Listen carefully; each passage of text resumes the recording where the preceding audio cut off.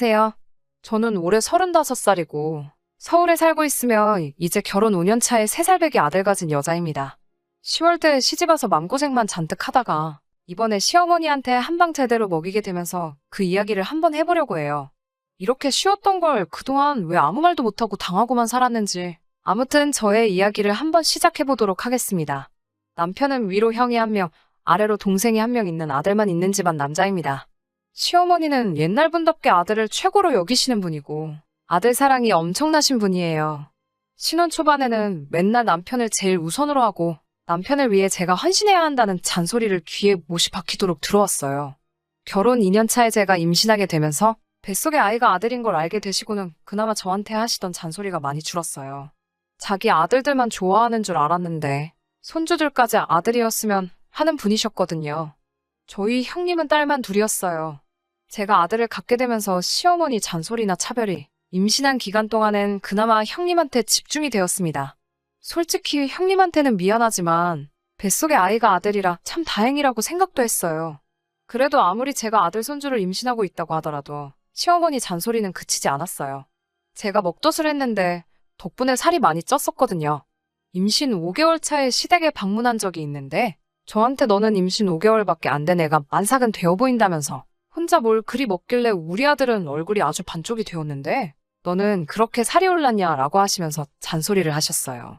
본인은 임신했을 때 안 그랬다며 저보고 뭘 그리 먹어대면서 우리 아들 고생시키냐고? 뱃속에 아이 핑계대지 말고 우리 아들 고생 그만 시키고 좋은 거 있으면 아들 먼저 먹이라고 하시네요. 애초에도 가족들끼리 모였을 때 며느리들 먹는 걸로 차별하셨고 워낙에 먹는 걸 귀하게 여기는 분이니 그러려니 했어요. 신혼 초에도 먹는 걸로 차별하는 시어머니 때문에 신랑하고도 잦은 다툼이 있었지만 우리 둘이서 싸운다고 시어머니가 바뀌는 게 아니잖아요. 시어머니가 바뀌는 것보다 제가 참고 넘어가는 게 더 빠르겠다는 생각을 해서 저도 언젠가부터는 그냥 못 들은 척 하면서 말고 있어요. 아들이 태어나고 나니 그나마 저에게 덜하던 잔소리가 다시 시작되더라고요. 저랑 형님을 가장 서운하게 했던 건 명절날이나 가족 행사 등의 이유로 시댁을 방문하게 되면 며느리들은 부엌에서 실컷 일만 하다가 막상 밥 먹을 때가 되면 며느리들은 시중을 들어야 하니 나중에 먹으라고 하시며 부엌에서 대기를 하고 있었어야 했어요. 시어머니 손은 또 얼마나 작으신지 항상 음식은 먹고 나면 남는 게 없을 정도로만 준비하시거든요. 그럼 여태 사람들 국 떠주고 하면서 시중 들다가 막상 며느리들인 저와 형님이 밥 먹을 때가 되면 잔반 처리반이나 다름이 없을 정도로 형편없는 밥상을 내어주셨습니다. 전이나 수육은 아예 맛조차도 볼 수 없을 때가 많고 그나마도 고기 반찬이 남아있으면 저희 식사하고 있는데 오셔서 빈 반찬통에다가 고기들을 담으시면서 이건 다음날 아침에 아들들 먹여야겠다고 하시며 저희한테는 먹다 남은 생선 부스러기만 주고 가시더라고요. 완전 신혼 때는 신랑이 시어머니께 버럭 화도 낸 적이 있어요. 그렇게 먹을 거 다 빼놓으면 우리 와이프는 뭘 먹으란 거냐며 한마디 한 적도 있는데 시어머니는 제 남편한테 오히려 역정을 내시면서 나물도 있고 김치도 있는데 뭐가 먹을 게 없냐고 하시면서 나는 너네 할머니 돌아가실 때까지 이렇게 살았다고 원래 며느리는 이런 거라고 화를 내시더라고요.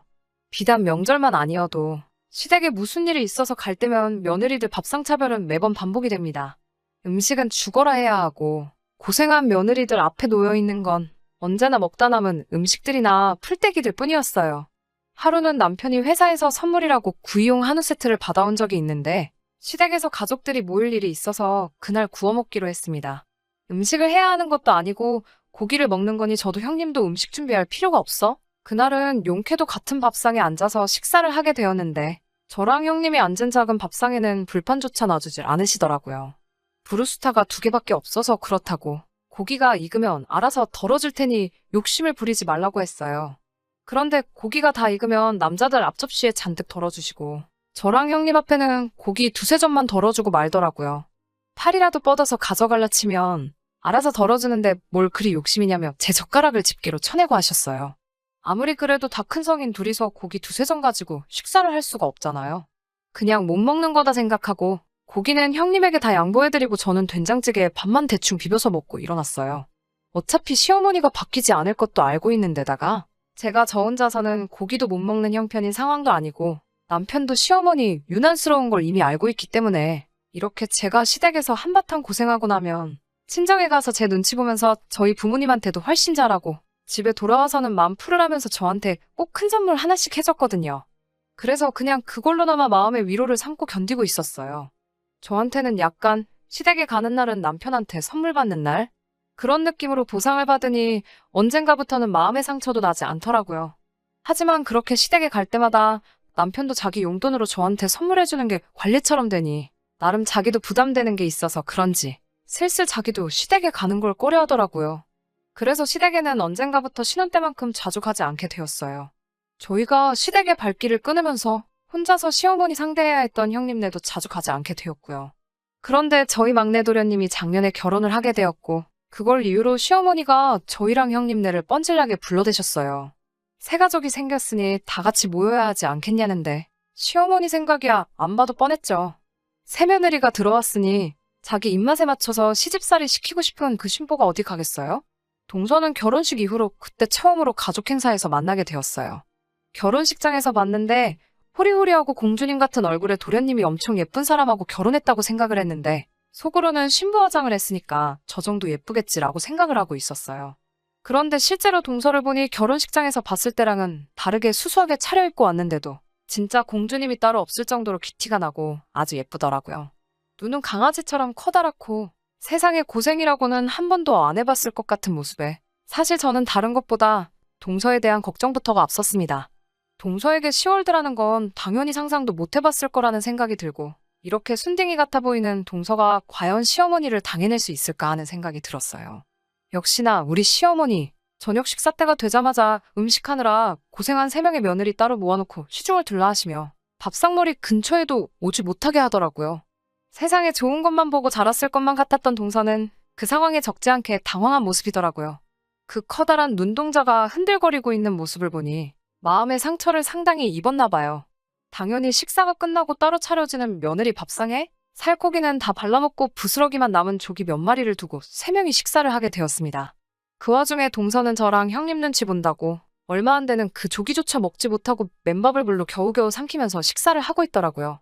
저나 형님은 이런 밥상이 익숙해서 그랬나? 그냥 풀떼기랑 밥 먹으면서 동서를 위로해준답시고 원래 시어머니가 유난스러워서 그러니 더러워도 참아야 된다고 충고를 해줬어요. 우리도 그동안 참는다고 많이 참았는데 석 달라지는 게 없더라. 그러니 그냥 시댁에는 최대한 이유를 대서 발길을 하지 않는 게 최고라고 너스레를 떨면서 이야기를 했더니 동서는 그 말을 듣고 울상이 되면서 자기 시집 잘못 온 거 아니냐고 하면서 눈물을 뚝뚝 흘리더라고요. 생각해보면 아무리 며느리라고 해도 이런 대우를 받는 게 정상적인 게 아닌데 그냥 일 크게 만들기 싫어서 너무 참고만 살았나 하는 생각이 들었어요. 그동안 아무렇지도 않게 받아들인 게 잘한 게 아니었다는 생각도 들고 눈물이 그렁그렁한 동서를 보고 있으니 안쓰럽기도 했고요. 집에 돌아와서도 계속 동서의 울먹이는 얼굴이 생각나서 이거 이대로 넘어가면 안 되겠다는 생각이 들더라고요. 그래서 집에 돌아오고 나서 몇 주 뒤에 며느리들을 제가 다 소집을 했어요. 이대로 이렇게 며느리라는 이유로 차별받고 살아야겠냐고? 우리끼리라도 힘을 합쳐서 이런 불합리한 상황을 스스로 나서서 쟁취해야 하지 않겠냐고 여자들을 설득했습니다. 학교 다닐 적에도 운동권 친구들을 보며 뭘 저렇게 피곤하게 사느냐는 생각을 했는데 제가 쟁취해야 한다는 표현을 쓰니 저도 속으로는 다 웃음이 나더라고요. 작전은 제가 다 짜놓을 테니 남편들 하는 꼬라지 보고 최악의 상황으로 치달을 수도 있으니 마음의 준비도 하고 혹시 모르니 서류까지도 준비하라고 했지요. 그렇게 저희는 가족들이 다시 전부 다 만나게 되는 구정을 기다리고 있었어요. 저녁 식사가 돼서 상을 차리는 어머니께 이제 며느리도 셋이니 저희들이 상 차릴 테니 쉬고 계시라 말씀드리고 저희가 밥상을 차렸습니다. 밥상을 차리면서 저희가 먹을 반찬을 몰래 따로 덜어놓고 내어놓았어요. 워낙에 손이 작으셔서 음식을 적게 하시다 보니 반찬이 양이 원래 그런가 보다 하고 식사들을 시작하더라고요. 시어머니를 포함한 남자 식구들이 식사를 시작하는 걸 보고 저희도 그 틈을 놓치지 않고 부엌에다가 조그만 상을 펴놓고 저희가 따로 담아놓은 반찬들을 꺼내 식사를 시작했습니다. 시어머니는 우리가 몰래 식사를 하고 있을 거라는 건 상상도 하지 못했을 거예요. 국 좀 더 내오라는 말에 입에 식던 걸 그냥 삼키는 한이 있더라도 최대한 티를 안 내고 일을 했거든요. 식사가 끝나니 시어머니께서 직접 이제 남은 반찬들 가지고 우리들 상을 차려주신다고 하시더라고요. 그나마도 남은 고기 반찬 따로 덜어내서 우리 안 주려고 하시는 속셈이 뻔히 보였는데 저희야 이미 몰래 식사를 끝냈으니 저희는 생각이 없으니 식사를 안 하겠다고 했죠. 시어머니는 그러냐? 알겠다 라고 대답하시고는 그럼 더 먹을 사람도 없으니 이제 상 치우고 뒷정리를 해놓으라고 하시더라고요. 시어머니는 애초에 저희가 배가 고파 굶던지 잔반들만 가지고 식사를 하던지 관심조차 없으셨다는 거죠. 다음 날이 되어서 남편이 또 명절이라고 회사에서 받아왔던 한우 세트가 있다고 저녁에는 다 같이 고기를 구워 먹자고 하더라고요. 저희는 고기에 손도 못 댈 걸 알기 때문에 저는 이미 그날 점심에 혼자 마트에 가서 저희들이 먹을 고기를 따로 사왔어요. 고기 구워 먹을 때만큼은 며느리들도 겸상을 할 수가 있었기 때문에 또 구석탱이 불판도 없는 조그만 밥상에 따로 앉으라고 하시는 말에 저희는 조금만 남겨주시면 나중에 따로 먹겠다고 말씀드리고 식사가 끝날 때까지 기다리기로 했어요. 얼마나 며느리들 고기 먹는 게 보기 싫었으면 남는 고기들을 죄다 불판에 올려 새까맣게 태워서 아주 수출 만들어 놨더라고요. 저희들 식사할 차례가 되니 고기가 양이 얼마 없네? 라고 하시면서 진작에 줄 때 먹지 그랬냐면서 잔소리를 하시네요. 불판 위에 새까맣게 타버린 고기들만 봐도 한근은 훌쩍 넘어 보였는데 정말 해도 너무하다는 생각이 들었습니다. 너네는 밥을 못 먹어서 어떡하냐고 다른 건 없고 라면이라도 끓여줄 테니 라면을 먹으라고 하시네요. 저는 시어머니께 괜찮다고 라면 끓여주실 필요 없다고 말씀드리고 차에 가서 트렁크를 열고 아이스박스에 따로 숨겨놓은 낮에 사놓은 고기를 꺼내서 집으로 들어왔어요. 며느리들끼리 자리에 모여서 고기를 굽기 시작하니 시어머니 얼굴이 대본에 일그러지시더군요. 그 표정이 정말 압권이었는데 글로 어떻게 표현을 해야 할지 모르겠네요. 예상한 대로 시어머니 저희가 쇠고기를 꺼내 굽기 시작한 모습에 소리를 고래고래 지르시며 이 싸가지 없는 것들 좀 보라고 음식을 숨겨놓고 먹느냐고 하시며 이제 보니 어제 저녁도 안 먹은 게 아니라 밥을 훔쳐먹은 거였구나 하면서 성질을 부리시더라고요. 저는 정색을 하면서 시어머니께 왜 제가 제 돈 주고 사온 걸 먹는데 그걸 가지고 도둑 취급을 하시냐고. 어제 저녁도 저희가 하루 종일 준비한 음식을 저희가 먹은 건데 그것도 도둑질이 되는 거냐며. 진짜 도둑은 음식 준비한 저희한테는 맛도 못 보게 하신 시어머니가 아니겠냐고 한마디 했어요. 시어머니가 저보고 뭘 잘했다고 말대꾸를 하느냐며 더더욱 화를 내기 시작하셨습니다. 언성이 높아지고 안 좋은 이야기가 오고 가고 있으니 우리 동서는 그 상황에 사시나무 떨듯이 바들바들 떨고 있더라고요. 그런데 그 와중에 고기를 한 점 구워서 쌈 하나를 싸서 제 입에 쏙 넣어주더라고요. 겁이 나서 바들바들 떨고 있는데 시어머니도 열받게 한다고 제 입에 고기를 넣어주는 모습이 너무 귀여워서 화가 잔뜩 나 있었는데 하마터면 화가 풀어질 뻔했어요. 동서가 제 입에 넣어준 쌈을 씹으면서 일부러 밥풀이 다 튀도록 시어머니 앞에다 대고 저도 우리 집에서는 귀하게 자랐고 며느리들도 사람이라고 손 하나 까딱 안 하고 차려진 음식만 먹는 아들들만 귀한 게 아니라고 시어머니보다 더 큰 목소리로 소리를 질렀어요.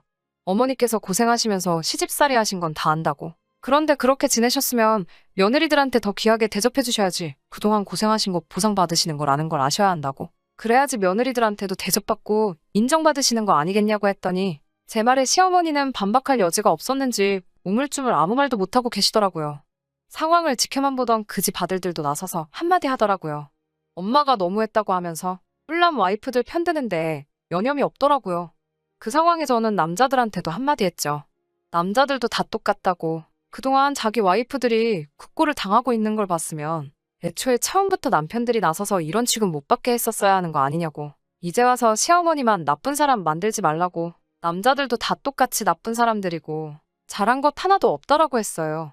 그동안 아무 말씀 없으셨던 시아버지께서 상황을 정리해야겠다고 생각하셨는지 시어머니 대신에 저희한테 먼저 사과를 하시더군요.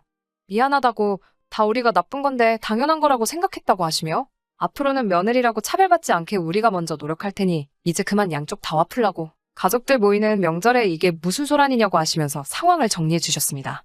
그리고 그날 저녁 먼저 식사가 끝난 밥상에 추가로 저희가 고기를 구워 먹은 것들까지 남자들한테 뒷정리시키고 며느리들끼리는 밖에 나가서 맥주 한 잔씩 하고 왔습니다. 형님도 동서도 저보고 대단하다고 아주 속이 후련하다고 하면서 고맙다고 한마디씩 하더라고요. 항상 당하기만 해서 몇 년 동안 아주 속이 썩어갔는데 이렇게 한 방 지르고 나니 막혀있던 속이 한 번에 뻥 뚫리는 기분이었어요. 지금껏 아무 말도 못하고 당하기만 했다는 게 바보 같았다는 생각이 들 정도예요. 다음 가족 행사 때까지 시어머니가 정말 바뀌셨는지는 아직 알 길은 없지만 이번 기회로 시어머니도 며느리들도 당연히 사람 대접을 받아야 하고 화도 낼 줄 안다는 걸 배우셨을 테니 다음에는 다른 걸로 못 살게 구실지언정 적어도 며느리들 밥 먹는 것 가지고 치사하게 굴지 않으실 테지요.